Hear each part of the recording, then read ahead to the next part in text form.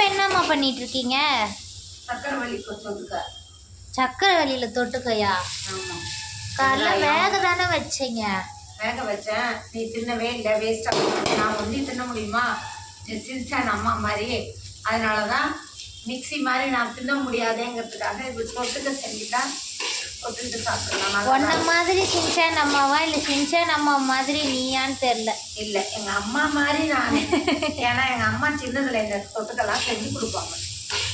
சக்கரவள்ளி கிழங்கு தொட்டுக்க செஞ்சுட்டா அடுத்து மிக்சி மாதிரி சூப்பு வைக்கணும், குழம்பு வைக்கணும். மாட்டேன். எனக்கு பிடிக்காத கிழங்கு சக்கரவள்ளி கிழங்கு, பிடிச்ச கிழங்கு மரவள்ளி கிழங்கு.